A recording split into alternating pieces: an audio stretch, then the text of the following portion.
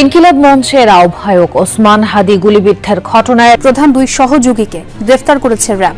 সোমবার সন্ধ্যার পর তাকে নারায়ণগঞ্জ থেকে গ্রেপ্তারের তথ্য দিয়েছে পুলিশের বিশেষ এই ইউনিটের মিডিয়া উইংয়ের পরিচালক MZM ইন্তেখাব চৌধুরী। এ ব্যাপারে বিস্তারিত পরে জানানো হবে বলে জানান তিনি। ওসমান হাদির উপর সন্দেহভাজন হামলাকারী ফয়সাল করিমের মৃত্যুদণ্ড দিয়েছে আদালত। ওসমান হাদিকে সিনেমাটিক স্টাইলে প্ল্যান করে শুট করার ঘটনায় নতুন করে আলোচনায় এসেছে টার্গেট কিলিং। রাজনৈতিক নেতা থেকে শুরু করে বিভিন্ন মহল থেকে দাবি করা হচ্ছে হাদির পরে টার্গেট কিলিং এর তালিকায় আছেন আরও নেতারা, বিশেষ করে জুলাই আন্দোলনের নেতৃত্ব দেয়া নেতারা। বিজয়নগরের রক্তমাখা সেই দুপুরের রেশ এখনো কাটেনি। রাজধানীর ব্যস্ত সড়কে শত শত মানুষের চোখের সামনে ইনকিলাব মঞ্চের সংগঠক ওসমান হাদিকে হত্যার উদ্দেশ্যে যে গুলি চালানো হয়েছিল তা কেবল একটি ব্যর্থ হত্যা চেষ্টা ছিল না, এটি ছিল অনেক বড় কোনো ভয়াবহ পরিকল্পনার নীল নকশা। শুটাররা ভেবেছিল তারা গুলি করবে, মানুষ মরে পড়ে থাকবে আর তারা বাইক নিয়ে উধাও হয়ে যাবে সিনেমার স্টাইলে। কিন্তু ভাগ্য সেদিন ওসমান হাদির সহায় ছিল। শুটারদের বিদেশি পিস্তলটি প্রথম গুলির পরেই জ্যাম হয়ে গিয়েছিল। কিন্তু প্রশ্ন হলো, সেই শুটার এখন কোথায়? তারা কি ঢাকার কোনো অন্ধকার গলিতে লুকিয়ে আছে, নাকি দেশের সীমানা পেরিয়ে পৌঁছে গেছে নিরাপদ কোনো আশ্রয়ে? কাঠখড় পুড়িয়ে ঘটনার তদন্ত করতে গিয়ে বেরিয়ে আসছে একের পর এক লোমহর্ষক তথ্য। দর্শক, জুলাই গণঅভ্যুত্থানের পরে বাংলাদেশে আসন্ন জাতীয় সংসদ নির্বাচনকে সামনে রেখে নির্বাচনের প্রচার করতে গিয়ে গুলিবিদ্ধ হয়েছেন শরীফ ওসমান হাদি। এই জুলাই গণঅভ্যুত্থানের নায়ক শরীফ ওসমান হাদি গুলিবিদ্ধ হওয়ার পরে আওয়ামী লীগ এবং ভারতের উল্লাস প্রকাশ। এতে করেই প্রমাণিত হয় যে বাংলাদেশে আসন্ন জাতীয় সংসদ নির্বাচনকে বানচাল করার জন্য ষড়যন্ত্রে লিপ্ত রয়েছেন আওয়ামী লীগ এবং ভারতীয়রা। যে কারণেই বাংলাদেশের সর্বস্তরের জনগণের দাবি ছিল যে যারা এদেশের বিরুদ্ধে, এদেশের মানুষের বিরুদ্ধে ষড়যন্ত্রে লিপ্ত রয়েছেন তাদেরকে আগে আইনের আওতায় এনে সর্বোচ্চ শাস্তি দিয়ে এরপরে নির্বাচনের তারিখ ঘোষণা করা। দর্শক, যে কারণে এবার যারা এই শরীফ ওসমান হাদির উপরে হামলা করেছেন ইতিমধ্যে তাদেরকে গ্রেফতার করা হয়েছে এবং রিমান্ডে তারা সকল দায় স্বীকার করে স্বীকারোক্তি দিয়েছেন এবং চাঞ্চল্যকর কিছু তথ্য দিয়েছেন যা শুনলে আপনি অবাক হয়ে যাবেন। দর্শক, এ বিষয়ের কিছু অংশ ভিডিওর শুরুতে শিরোনামে আপনারা দেখেছেন, বিস্তারিত পুরো ভিডিও জুড়ে। তার আগে আমার একটা অনুরোধ, যারা আমার চ্যানেলে নতুন আসছেন চ্যানেলটি সাবস্ক্রাইব করে অল ক্লিক করে বেল আইকনটি বাজিয়ে দিন। দর্শক, চলুন দেখে আসি যে এই ওসমান হাদির উপরে যারা হামলা করেছেন ইতিমধ্যে তাদেরকে গ্রেফতার করার পরে রিমান্ডে তারা কি কি চাঞ্চল্যকর তথ্য দিয়েছেন সেটা আমরা দেখব। সেটা দেখার আগে প্রথমেই চলুন দেখে আসি তারা ওসমান হাদিকে শুট করার পরে কিভাবে দেশ থেকে ভারতে পালিয়ে গিয়েছিল এবং তারা সেখান থেকে কিভাবে আটক হয়েছে সেটা আমরা প্রথমে দেখব, এরপর ওই বিষয়টি দেখব। দর্শক, ভিডিওটা অত্যন্ত গুরুত্বপূর্ণ, তাই ধৈর্য ধরে একটি লাইক এবং পুরো ভিডিওটা শেষ পর্যন্ত দেখতে থাকুন। বিজয়নগরের রক্তমাখা সেই দুপুরের রেশ এখনো কাটেনি। রাজধানীর ব্যস্ত সড়কে শত শত মানুষের চোখের সামনে ইনকিলাব মঞ্চের সংগঠক ওসমান হাদিকে হত্যার উদ্দেশ্যে যে গুলি চালানো হয়েছিল তা কেবল একটি ব্যর্থ হত্যা চেষ্টা ছিল না, এটি ছিল অনেক বড় কোনো ভয়াবহ পরিকল্পনার নীল নকশা। শুটাররা ভেবেছিল তারা গুলি করবে, মানুষ মরে পড়ে থাকবে আর তারা বাইক নিয়ে উধাও হয়ে যাবে সিনেমার স্টাইলে। কিন্তু ভাগ্য সেদিন ওসমান হাদির সহায় ছিল। শুটারদের বিদেশি পিস্তলটি প্রথম গুলির পরেই জ্যাম হয়ে গিয়েছিল। কিন্তু প্রশ্ন হলো, সেই শুটার এখন কোথায়? তারা কি ঢাকার কোনো অন্ধকার গলিতে লুকিয়ে আছে, নাকি দেশের সীমানা পেরিয়ে পৌঁছে গেছে নিরাপদ কোনো আশ্রয়ে? কাঠখড় পুড়িয়ে ঘটনার তদন্ত করতে গিয়ে বেরিয়ে আসছে একের পর এক লোমহর্ষক তথ্য। সিসিটিভি ফুটেজ, আর্টিফিশিয়াল ইন্টেলিজেন্স বা AI প্রযুক্তি এবং কাতার ভিত্তিক সাংবাদিক জুলকার নাইন সায়েরের দেয়া তথ্য, সব মিলিয়ে এই ঘটনার মোড় এখন সম্পূর্ণ অন্যদিকে। প্রকাশ্য দিবালোকে গুলি চালিয়ে শুটাররা এখন আর দেশে নেই, তারা পাড়ি জমিয়েছে প্রতিবেশী দেশ ভারতে। আর তাদের এই পালিয়ে যাওয়ার রোমাঞ্চকর রুট, ট্রেনের বগিতে তাদের শেষ অবস্থান এবং এর পেছনে লুকিয়ে থাকা রাজনৈতিক প্রভাবশালী নেতাদের নাম শুনলে আপনার পিলে চমকে যাবে। আজকের ভিডিওতে আমরা ধাপে ধাপে উন্মোচন করব কিভাবে ঢাকার মতিঝিল থেকে সিলেটি ট্রেনে চড়ে আসামের গুয়াহাটিতে পৌঁছালো এই কিলাররা। ঘটনার শুরুটা আরেকবার ঝালিয়ে নেওয়া যাক। ইনকিলাব মঞ্চের মুখপাত্র ওসমান হাদিকে লক্ষ্য করে যখন গুলি চালানো হয় তখন শুটার ফয়সাল করিম মাসুদ ওরফে দাউদ খান এবং তার সহযোগী বাইক চালক আলমগীর হোসেন প্রস্তুত ছিল নিশ্চিত মৃত্যুর জন্য। কিন্তু শুটার ফয়সাল তার ঘনিষ্ঠ মহলে পরবর্তীতে স্বীকার করেছে তার কপাল খারাপ ছিল। তার ব্যবহৃত বিদেশি পিস্তলটি প্রথম গুলির পরেই জ্যাম হয়ে যায়। তাদের পরিকল্পনা ছিল টানা 4টি গুলি করে মৃত্যু নিশ্চিত করা, কিন্তু এক গুলির পর পিস্তল কাজ না করায় তারা দ্রুত ঘটনাস্থল ত্যাগ করতে বাধ্য হয়। গুলি করার ঠিক 5 মিনিট আগে শুটাররা তাদের ব্যবহৃত মোবাইল ফোনগুলো বন্ধ করে দেয়। এরপর শুরু হয় তাদের অদৃশ্য হয়ে যাওয়ার মিশন। কিন্তু প্রযুক্তির এই যুগে অদৃশ্য হওয়া কি এতই সহজ?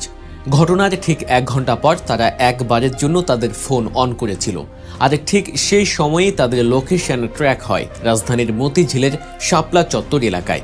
গোয়েন্দা তথ্যের সাথে মিলে যায় 71 টিভির হাতে আসা একটি এক্সক্লুসিভ ভিডিও, যেখানে দেখা যায় সিলেটগামী একটি ট্রেনের জানালার পাশে বসে ফোনে কথা বলছে শুটার ফয়সাল। তার পরনে সেই একই পোশাক যা সিসিটিভি ফুটেজে দেখা গিয়েছিল।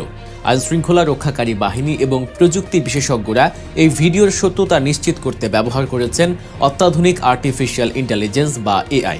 ভিডিওর ঝাপসা ছবিকে ক্লিয়ার করে শুটার ফয়সালের হাঁটার ধরন বা গেইট অ্যানালাইসিস, হাতের ঘড়ি, পায়ের জুতা এবং এমনকি তার শরীরের ট্যাটু পর্যন্ত মিলিয়ে দেখা হয়েছে।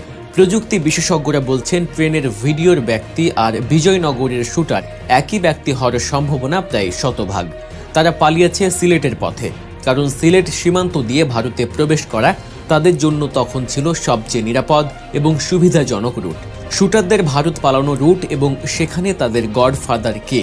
এবার আসা যাক সবচেয়ে বড় বোমা ফাটানো তথ্যে। শুটাররা যে ভারতে পালিয়েছে এটা এখন অনেকেই জানেন, কিন্তু ভারতে তাদের আশ্রয়দাতা কে?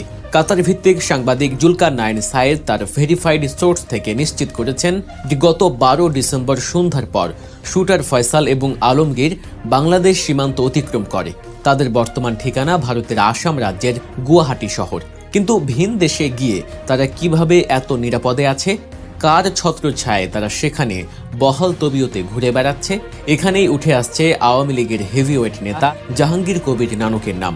তবে সরাসরি নানক নন, শুটারদের এই পুরো অপারেশন এবং নিরাপদ আশ্রয়ের ব্যবস্থা করে দিয়েছেন নানকের ব্যক্তিগত সহকারী বা পিএস মোহাম্মদ মাসুদুর রহমান বিপ্লব। সাংবাদিক জুলকার নাইন সায়েদের দেয়া তথ্য মতে বিপ্লবের সরাসরি তত্ত্বাবধানেই এই কিলাররা এখন আসামে জামাই আদরে দিন কাটাচ্ছে। এই তথ্য যদি সত্য হয় তবে এর রাজনৈতিক সমীকরণ অত্যন্ত গভীর এবং ভীতি জাগানিয়া। কিন্তু শুটাররা পালিয়ে গিয়েই কি শান্ত হয়েছে? একদম না, বরং সীমান্তের উপার থেকে শুরু হয়েছে নতুন এক মনস্তাত্ত্বিক খেলা। দর্শক, আপনারা জানেন যে জুলাই অভ্যর্থনের নায়ক শরীফ ওসমান হাদি গুলিবিদ্ধ হয়ে তিনি সিঙ্গাপুরে চিকিৎসাধীন অবস্থায় রয়েছেন এবং তার শারীরিক অবস্থা খুবই আশঙ্কাজনক। এই জুলাই গণ অভ্যর্থনের নায়ক এই ওসমান হাদি তিনি কিন্তু এদেশের মানুষের পক্ষে, এদেশের পক্ষে তিনি সবসময় বলিষ্ঠ কণ্ঠ দিয়ে তার সাহসী বুক বন্দুকের সামনে পেতে দিয়ে তিনি কিন্তু সবসময় আন্দোলনে অব্যাহত ছিল এবং তিনি ঢাকা 8 আসনে নির্বাচন করার জন্য প্রস্তুতি নিয়েছিলেন। এবং আপনারা জানেন যে গত শুক্রবারে তিনি জুমার নামাজ পড়ার পরে লিফলেট বিতরণ করতেছিল। এমন তো অবস্থায় দুর্বৃত্তরা তাকে গুলিবিদ্ধ করেছেন এবং ডাক্তাররা এখনো পর্যন্ত তার শারীরিক অবস্থা সম্পর্কে তেমন ভালো কিছু তথ্য দিতে পারতেছে না, কারণ এই ওসমান হাদির শারীরিক অবস্থা খুবই ভয়াবহ এবং খুবই আশঙ্কাজনক। এবং ইতিমধ্যে আপনারা জানেন এই বিষয়টা নিয়ে সামাজিক যোগাযোগের মাধ্যমে কিন্তু তুমুল আলোচনা এবং সমালোচনার ঝড় উঠেছে যে ওসমান হাদিকে যারা হামলা করেছেন এবং এই হামলার পিছনে যারা জড়িত রয়েছেন এবং যাদের ইন্ধনে, যাদের পরামর্শে এই ধরনের একটা অঘটন ঘটিয়েছেন তাদেরকে অতি দ্রুত আইনের আওতায় এনে যাতে করে সর্বোচ্চ শাস্তি দেওয়া হয়। দর্শক, গণমাধ্যমে আপনারা দেখেছেন যে স্বরাষ্ট্র উপদেষ্টা মন্ত্রী তিনি কিন্তু ইতিমধ্যেই গণমাধ্যমে জানিয়ে দিয়েছেন যে এই শরীফ ওসমান হাদিকে যারা গুলিবিদ্ধ করেছেন তাদেরকে যদি ধরিয়ে দিতে পারেন তাহলে 50 লক্ষ টাকা পুরস্কৃত করা হবে। দর্শক, এই বিষয় নিয়ে, এই ঘটনা নিয়ে কিন্তু বাংলাদেশের সর্বস্তরের রাজনৈতিক নেতাকর্মীরা এবং বাংলাদেশের সর্বস্তরের জনগণ এর তীব্র নিন্দা এবং প্রতিবাদ জানিয়েছেন। এবং আপনারা দেখেছেন যে স্বরাষ্ট্র উপদেষ্টা সহ আরো বড় বড় আইন উপদেষ্টা তাদের পদত্যাগের দাবিতে কিন্তু এখন বাংলাদেশের সর্বস্তরে এবং সর্ব জায়গায় কিন্তু মানুষ রাজপথে ঝাঁপিয়ে পড়েছেন এবং তারা মনে করতেছে যে আইনের অবনতি এবং প্রশাসনের অবনতি, তাদের গাফলতির কারণে এখনো দুর্বৃত্তরা লুকিয়ে রয়েছে এবং তারা কিন্তু রাজপথে কঠিন হুঙ্কার দিয়েছেন। আপনারা জানেন বিপি সাদিক কায়েম সহ আরো যে সমস্ত নেতাকর্মীরা রয়েছে তাদের সকলের দাবি যে এই সমস্ত দুর্বৃত্তরা যারা এদেশের এবং এদেশের মানুষের বিরুদ্ধে ষড়যন্ত্রে লিপ্ত রয়েছেন তাদেরকে যেন অতি দ্রুত অল্প সময়ের মধ্যে আইনের আওতায় এনে এরপরে তাদেরকে যাতে করে দিবালোকে প্রকাশ্যে মানুষের সামনে এদেরকে সর্বোচ্চ শাস্তি দেওয়া হয়। এটাই এদেশের মানুষের দাবি, এটাই এদেশের সর্বস্তরের জনগণের দাবি। দর্শক, আপনার কি দাবি সেটা আমাদের কমেন্ট সেকশন অবশ্যই জানাবেন। আজ এ পর্যন্তই। সুস্থ থাকবেন, ভালো থাকবেন। দেখা হবে আগামী কোনো ভিডিওতে, কথা হবে নতুন কোনো বিষয় নিয়ে। সে পর্যন্তই ভালো থাকবেন। খোদা হাফেজ।